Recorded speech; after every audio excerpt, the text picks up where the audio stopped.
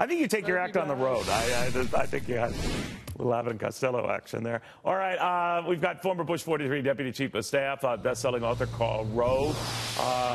Karl, so much I want to get into you about it, including your anger at some in a particular community who want to get rid of some William McKinley statues. But let's talk a little bit about this trade back and forth and where this goes. Now, you hope cooler heads prevail and we go beyond just the ratcheting up of this, but it doesn't always work out that way. What do you think is going to happen here? Well, we don't know, but let's take South Korea as an example. We had a big kerfluffle over the free trade agreement. President Trump bashed it, said he was willing to walk away from it, and renegotiated it and declared it a victory. And what happened? The United States got a increase in the number of automobiles we could sell the South Koreans that met U.S. standards for emissions, but not South Korean standards for emissions. And then we extended a ban on, or limit, on a certain kind of automobile that could be exported from South Korea. And the president declared a victory. Well, we've never exported to South Korea anywhere near the existing limit of the vehicles that meet only U.S. emission standards but not South Korean standards. And the South Koreans have never exported to the United States anywhere close to the number of vehicles that are already limited. So, in essence, it was face-saving, and the agreement stayed in place. Now, there are things that should have been changed in the agreement, but the changes that were made were, I think, entirely cosmetic and minor and gave reassurance to this idea that, we're going to hear a lot of talk about trade, but what we see at the outcome of it may not be as dangerous and as difficult and as problematic as it appears on the front end.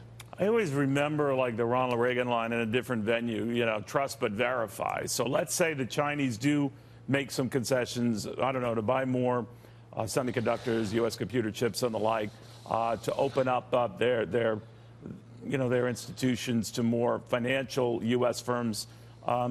How do we check that? How do we enforce that? Well, those will be relatively managed trade issues like that. We'll buy more from you of certain kinds of things. That we can monitor that.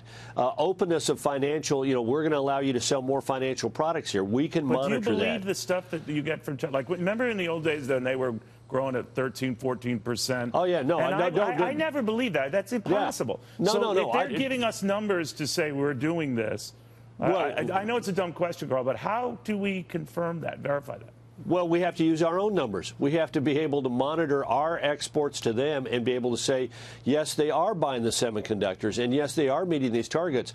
But Neil, this is not the major problem with China.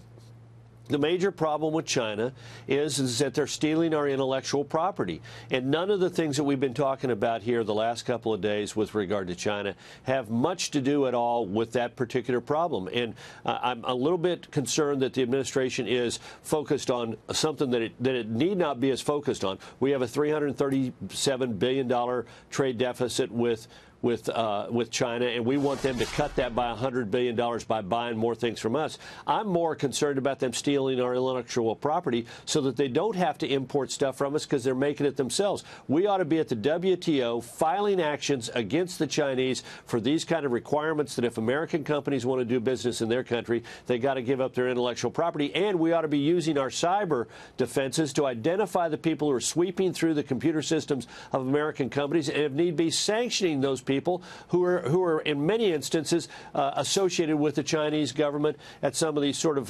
cyber institutions that they've got inside the country that are quasi-private and yet at the same time quasi-military. I'm shifting gears here, but I was fascinated by your column talking about a community that wants to, take down statues of President McKinley, who you wrote a great biography on some time back. And I'm wondering why? Why are they're doing it along with Confederate generals and the like? And how is he lumped in with all of that? Well, they accuse him of, quote, murder and racism, and it's led by a local Indian tribe, the Wyandotte tribe. and they accuse him of being responsible for their lands being taken and for a massacre of their people and for their children being forced into involuntary servitude. However, those things happened in the 1850s. The land was taken in the 1850s. The massacre supposedly occurred in 1860. William McKinley was a teenager living in Ohio. And as to the accusation of him being a racist, he was a son of abolitionists who joined the Army in 1861, not just simply to save the Union, but to end the moral scourge of slavery, and throughout his entire adult life fought hard on behalf of civil rights for blacks. He worked hard to pass a constitutional amendment guaranteeing voting rights for blacks in Ohio. As a congressman, he supported federal action to guarantee civil rights throughout the South, including voting rights. And as a president of the United States, he appointed more African Americans to federal positions than had ever been done before. Yet this group of lunatics in Arcata, California, say he's guilty of murder and racism.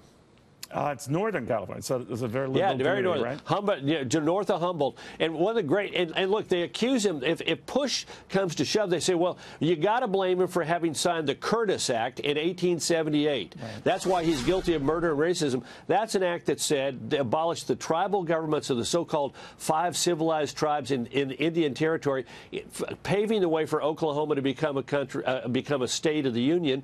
And its sponsor was himself of Native American heritage, Congressman Curtis of Kansas, and the idea that this is somehow some kind of racist gesture is just absurd. These people have no idea who William McKinley is, but in a sort of weird left-wing sort of spasm of political correctness, they're doing it. The irony is the group is headquartered in a little unincorporated community north of Arcata, whose post office designation is McKinleyville, California. So they're not going to be able to change that. Yeah.